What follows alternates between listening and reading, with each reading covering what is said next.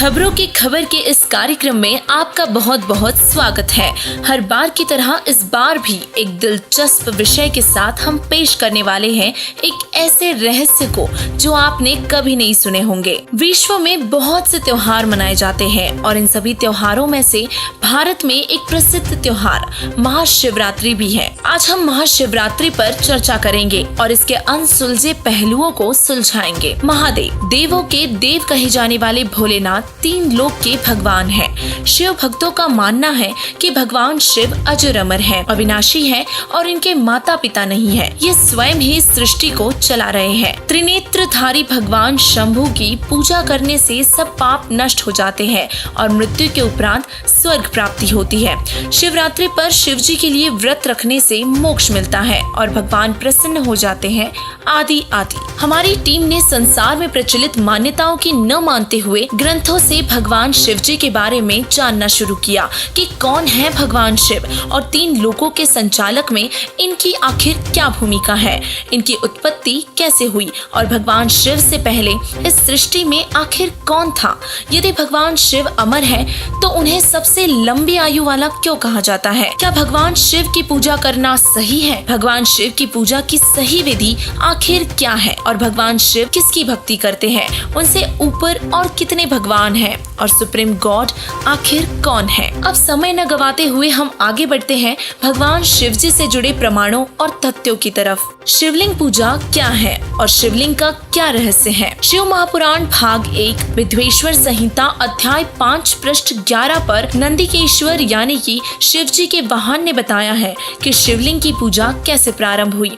इसमें स्पष्ट किया है कि जब ब्रह्मा जी और विष्णु जी का आपस में युद्ध हुआ था उस समय एक तेजोमय लिंग प्रकट हुआ था और उसी दिन से वह शिव जी का लिंग विख्यात हुआ। आगे और भी स्पष्ट है। विद्वेश्वर संहिता अध्याय 9 श्लोक 40 से 43 पृष्ठ 18 पर लिखा है कि इसमें मैं अज्ञात स्वरूप हूँ, पीछे दर्शन के निमित्त साक्षात ईश्वर तृष्ण ही मैं सगुण रूप हुआ हूँ। मेरे ईश्वर रूप को सकलत्व जानो और यह निष्कल स्तंभ ब्रह्म का बोधक है। लिंग लक्षण होने से यह मेरा लिंग स्वरूप निर्गुण होगा और इस कारण हे पुत्रो तुम नित्य ही इसकी रचना करना। यह सदा मेरी आत्मा रूप है और मेरी निकटता का कारण है। लिंग और लिंगी के भेद से यह महत्व नित्य पूजनीय है। दोस्तों, अब जो हम आपको शिवलिंग की सच्चाई बताने जा रहे हैं हमने अंधश्रद्धा भक्ति खतरा ए जान पुस्तक से ली है। दोस्तों, अब विचार करने की बात ये है कि पहले तो तेजोमय स्तंभ ब्रह्मा और विष्णु के बीच में खड़ा कर दिया और यह सब ये काल ब्रह्म यानी सदाशिव भगवान शिव जी का रूप धारण करके किया। शिव रूप में प्रकट होकर और अपनी पत्नी दुर्गा को पार्वती रूप में प्रकट कर दिया और उस तेजोमय स्तंभ को गुप्त कर दिया और अपने लिंग गुप्तांग के आकार की पत्थर की मूर्ति प्रकट की और स्त्री के गुप्तांग लिंगी का पत्थर की मूर्ति प्रकट की और उस पत्थर के लिंग को लिंगी में प्रवेश करके ब्रह्मा और विष्णु से कहता है कि यह लिंग तथा लिंगी अभेद रूप है, यानी इन दोनों को ऐसे रखकर नित्य पूजा करना। इसके बावजूद यह बेशरम पूजा पूरे हिंदू समाज में देखा देखी चल रही है। इस पूजा का विवरण न तो किसी वेद में है और न ही गीता जी में है। इससे सिद्ध होता है कि ये पूजा व्यर्थ है, अनुत्तम है और शास्त्र विरुद्ध है। भगवान शिव कौन है? तीन लोक में एक विभाग के भगवान है।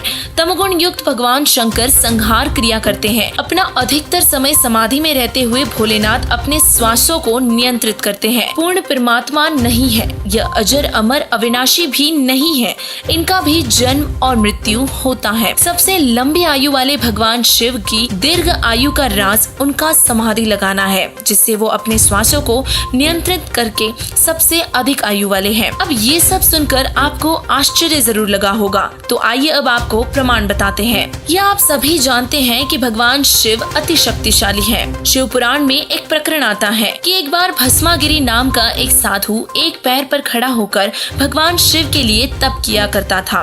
उस दुष्ट के मन में दोष था कि भगवान शिव की तपस्या करके उनसे वरदान मांगूंगा और शिव जी को खत्म करके पार्वती से शादी करूंगा। और जिन भगवान शिव को हम अंतर्यामी कहते हैं उन्हें तो ये भी नहीं पता था कि इसके मन में क्या दोष चल रहा है। एक दिन पार्वती पार्वती के कहने पर भगवान शिव ने भस्मागिरी की तपस्या से प्रसन्न होकर उसको आशीर्वाद दिया और वरदान मांगने को कहा। तब भस्मागिरी ने शिव जी को वचनबद्ध करवा लिया और उनसे उनके हाथ में पहना हुआ भस्म कड़ा मांगा। भगवान शिव ने उसे उसकी सुरक्षा के लिए भस्म कड़ा दे दिया। अब भस्मागिरी एकदम से सीधा खड़ा हो गया और जोर से हंसते हुए बोला कि शंकर, तुझे मारूंगा और पार्वती को अपनी पत्नी बनाऊंगा।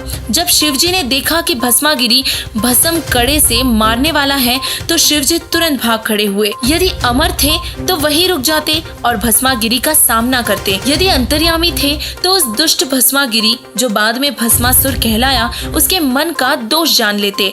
इससे स्पष्ट होता है कि भगवान शिव मृत्यु से डर कर भस्मागिरी से दूर भाग रहे थे। जिसे मृत्यु से डर लगे वो मृत्युंजय नहीं हो सकता। तो अब चलते हैं मुख्य विषय पर, जो हमारी पूरी रिसर्च का सार है। भगवान शिव से ऊपर और कौन भगवान है? सुप्रीम गॉड कौन है? भगवान शिव की उत्पत्ति माता दुर्गा व सदाशिव यानी कि ब्रह्मकाल से हुई है, जो भगवान शिव से ऊपर की शक्ति है। उनसे ऊपर ब्रह्म, पर ब्रह्म और परम अक्षर ब्रह्म है। परम अक्षर ब्रह्म ही सुप्रीम गॉड है और उनका नाम कबीर साहिब जी है। जगत गुरु तत्वदर्शी संत रामपाल जी महाराज जी ही वो महापुरुष है जो पूरे विश्व को सही ज्ञान देकर अज्ञान का पर्दा उठा रहे हैं। उन्होंने संसार रूपी वृक्ष को पूरी तरह खोलकर बता दिया है।